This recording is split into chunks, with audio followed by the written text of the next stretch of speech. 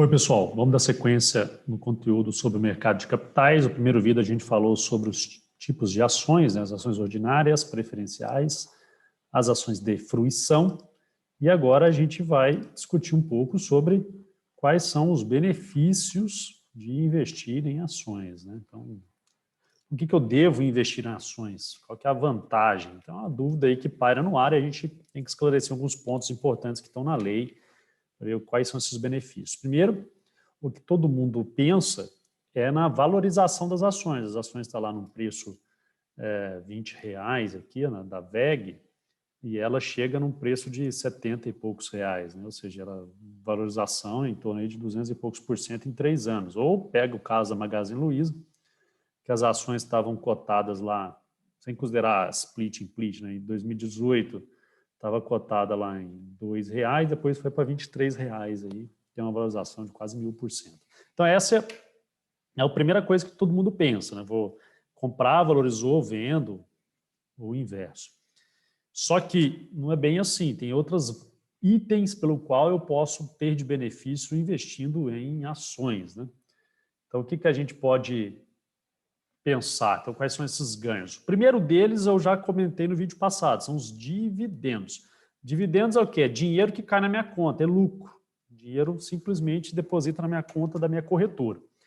Existem os dividendos obrigatórios e mínimos que a lei fala para os acionistas preferenciais, mas existem os dividendos obrigatórios para as ações de forma geral da companhia. A lei trata dos dois assuntos, só dos preferenciais e as obrigatórios gerais. Então, a distribuição de dividendos em dinheiro, né? Então, lá nos dividendos obrigatórios, no artigo 202 da 6404 de 76, o que ele fala? Que dividendos obrigatórios é a menor parcela do lucro que deve ser distribuída. Então, a lei estabelece que deve ter um mínimo a ser distribuído aos acionistas. Esse daí vai estar no estatuto da empresa. Agora, o que fala a lei? Então, tem 3 situações importantes aí que geralmente o pessoal não sabe. Primeiro, a empresa pode colocar no estatuto 1% de dividendo? Pode. Está lá. Vou pagar 1%.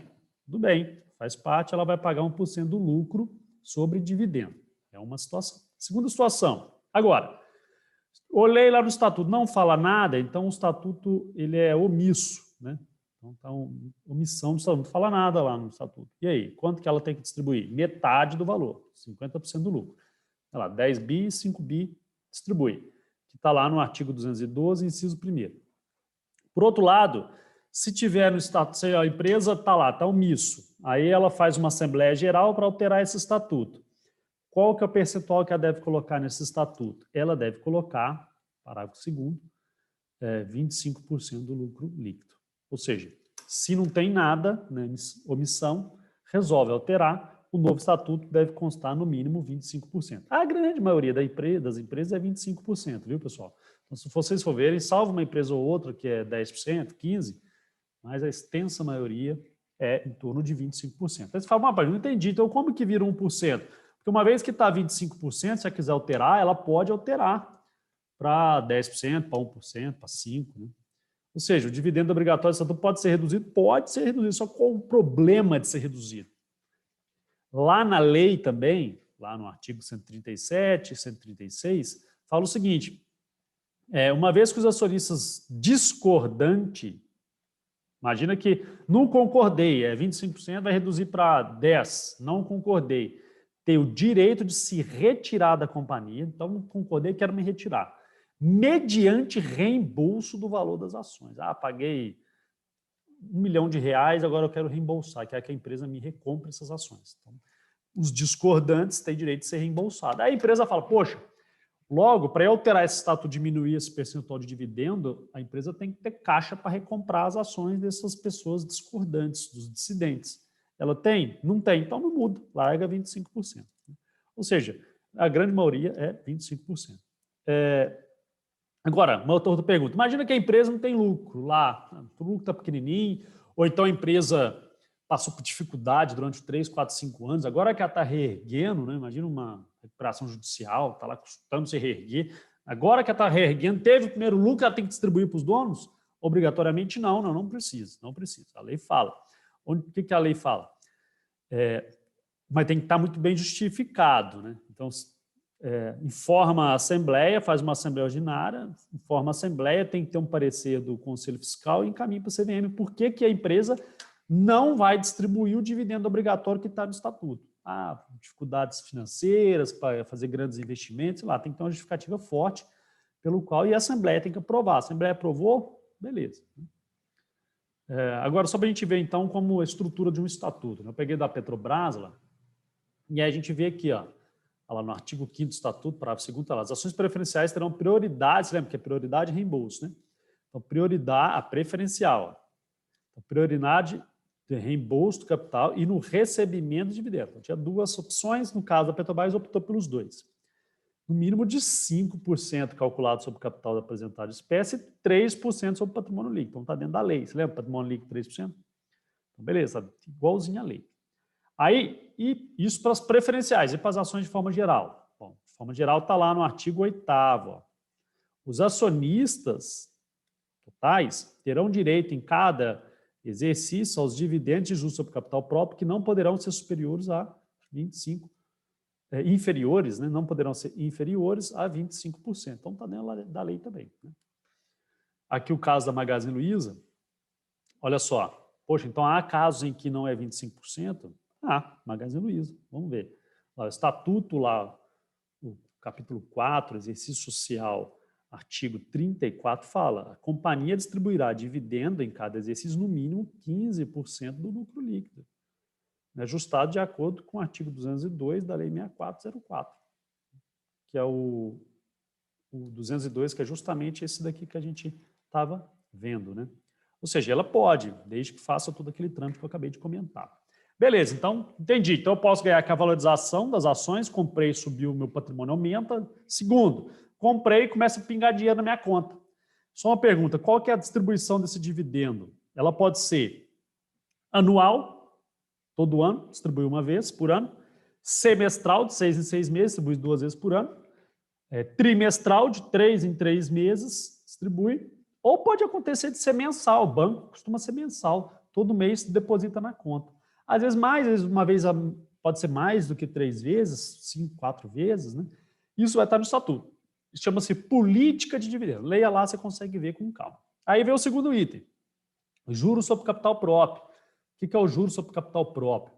É um valor financeiro que deposita na conta também, só que não é do lucro, não é dividendo. É uma despesa. Então, contabilmente, a empresa assume uma despesa, tira do caixa e deposita na conta dos acionistas. E deposita quanto? Ela pode depositar com base no capital pelo qual a pessoa tem. Então, eu tenho lá 100 mil de capital, eu vou remunerar X% em cima daquele capital. Quanto que é esse X%? TLP. Antigamente chamava TJLP, taxa de juros longo prazo. Então, a empresa vai a TJLP está em 5%, eu vou pegar 5% e remunerar em cima do capital do acionista. Aí você fala, poxa, legal, hein? Vale a pena. Então, eu recebo dividendo de juros, isso, os dois. Só que a diferença é que, como esse daqui não sai do lucro, ele não é tributado pela empresa. Então, ele vai ser tributado na fonte, você vai receber 15% a menos do valor. Não está lá um valor, você recebe 15% a menos. Beleza, maravilha. Só que aí você fala, poxa, entendi então que a empresa pode distribuir juros, ela pode distribuir dividendo. Na prática, o que ela faz? Ela distribui muitos juros, porque para ela tem uma vantagem tributária. Né? Porque o dividendo é depois que ela paga imposto, os juros é antes. Então, para ela é melhor distribuir antes, porque quem paga 15% é você. Então, para a empresa é melhor distribuir juros.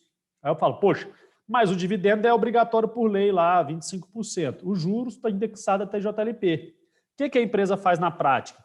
Ela pode distribuir dividendo e matar como se fosse ela pode distribuir os juros sobre capital próprio e considerar aquilo dentro dos 25%? Pode sim ou não? Pode. Parágrafo 7º lá do artigo 9º da lei 9249/95 sobre da Receita Federal, distribuição de lucro. Fala assim, permite imputar o juros sobre capital próprio como dividendo obrigatório. Eu posso fazer isso sim. Casa Magazine Luiza é um exemplo. Magazine Luiza em 2020 vai distribuir em 2021 os lucros referentes a 2020. Como o mercado da Covid está ruim, ela vai considerar como obrigatório os dividendos que ela vai distribuir, como se fosse o juro. Ela vai distribuir juros e considerar como se fosse dividendo para seguir os 15% do estatuto. Ou seja, vai distribuir X%, vai valer pelos 15% do estatuto. Então, olha lá, essa lei permite isso. Mas na prática, o que acontece na prática? A empresa segue o mínimo, tá, do dividendo, e ela dá algo a mais na forma de juros ao capital próprio para as pessoas. Bonificação em ações. Então, beleza. Então, duas coisas que eu ganho dinheiro. Dividendo, juros ao capital próprio. Terceira coisa não é dinheiro, é bonificação. Imagina que a empresa, eu tenho metade dela e ela vai emitir ações na bolsa, ela vai dobrar de tamanho. Para eu continuar mandando, tendo a metade dela, eu tenho que comprar metade dessas novas ações, né? Então, um capital de 100, eu tenho 50. Ele vai para 200. Se eu ficar com 50 de 200, eu tenho 25% da empresa, não mando mais nela. Para eu continuar com a metade, eu tenho que ter 100 de 200. Então, eu tenho que comprar 25 desses novos 100 que vai ser... eu tenho 50 desses novos 100 que vai ser emitido. Ou seja, eu tenho que comprar essas ações. E aí, essas ações que eu tenho que comprar, eu tenho direito sobre essas compras. O que é esse direito? A gente chama de direito de subscrição. Direito, eu tenho a preferência na aquisição de novos lotes de ações. Posso comprar ou não, é um direito, não um dever, não é uma obrigação. Então, uma vantagem que eu tenho também é o direito de subscrição. Tem um prazo lá, o estatuto fala em 30 dias, para decidir se eu quero ou não nessa emissão. E lá na hora da emissão de ações, eu vou falar com detalhes, tem um espaço lá que eu tenho tempo para fazer isso. Agora, eu acabei comentando o direito de subscrição, não falei da bonificação. O que é a bonificação? Imagina que a empresa teve lucro, ao invés dela pegar esse lucro e distribuir na forma de dinheiro na conta, ela integraliza dentro do balanço, aumenta o balanço dela, ali o capital dela, social, e aí esse capital social aumentou. E aí? Minha parte, eu tenho parte dele. Para quem foi essas novas partes? Ela distribui em ações para as pessoas. Moral da história, eu estou lá com X ações, sei lá, 1.000 ações de uma empresa, ela distribui na forma de bonificação, eu ganho 10 ações, vira 1.010 ações. Eu ganho na forma de ações, não na forma de dinheiro. Ou seja, são 4 coisas. 2 de dinheiro, juros e dividendo, 1 de novas ações, um terceiro que é um direito de comprar ações. Então, são vantagens que eu tenho. Aqui o caso da Petrobras, novamente, ó. O estatuto ela tem lá 3 bilhões de ações, sendo 7 bilhões ações ordinárias e 5 bilhões ações preferenciais. Viu? E existem também as ações de classe especial. Então, tem ações ordinárias, preferenciais e tem as de classe. Especial não, as de classe. Repara aqui, essa daqui da Eletrobras, ela é de 3, essa daqui é as ordinárias. 5 PN, 6 PN também. Então, o que são? Tipos diferentes, ó, classe. O que seriam as classes? Lê o estatuto. Olha o estatuto da Eletrobras. Ó. Além das ações ordinárias, ela tem as ações preferenciais, artigo 7º. Está lá, parágrafo 1º. As ações preferenciais classe A são distribuídas até antes de 69, ações antigas. Olha lá, e aí, bonificação, distribuição de prioridade, distribuição de dividendos, esses sob 8%. Opa, então as ações antigas da Eletrobras pagam 8%. As novas, a partir de 69, que é a classe B, reduziu o valor, ó, sobre 6%. Ou seja, a empresa pode lançar mais tipos diferentes de ações. Né? Porque se ela reduzir, lembrando, se ela for reduzir ali o estatuto, aquelas da classe A, os dissidentes pode ser que desistem e ela tem que reembolsar o capital. Então, às vezes, é melhor ela lançar uma ação de classe B. Além disso, tem as ações de classe especial. Então, tem as ordinárias e mais de umas preferenciais.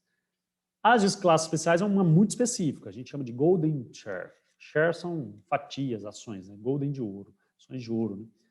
Né? As ações de ouro, ela tem uma vantagem, que aí eu tenho que ler qual que é essa vantagem dela, no caso das mais tradicionais no Brasil, está lá na lei 9491 de 97, é uma lei que foi sobre as privatizações. Então, o artigo 8º fala, sempre que houver razões que justifiquem a União, terá direito direto ou indiretamente, de ações de classe especial do capital social de empresas e instituições financeiras de objeto de desestatização.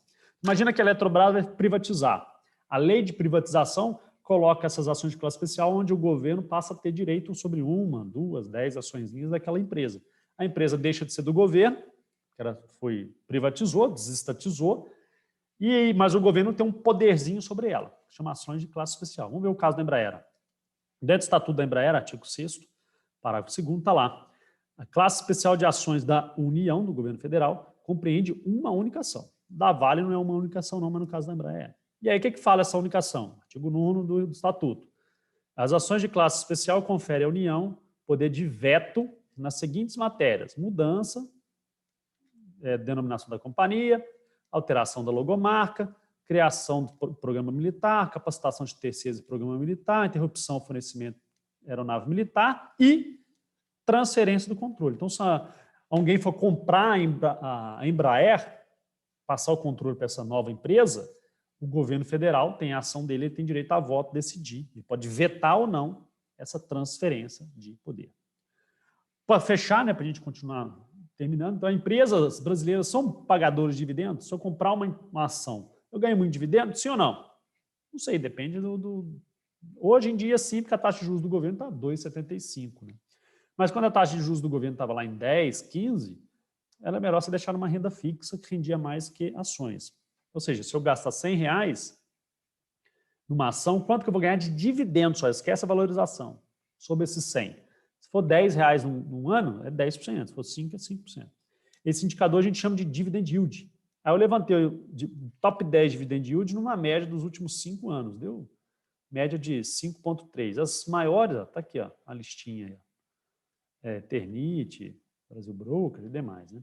E aí, quando eu pego 10 anos agora, a média deu 4. Logo, a média de pagamento de dividendo no Brasil dos últimos 10 anos de todas as empresas está na média aí de 4,3% ao ano.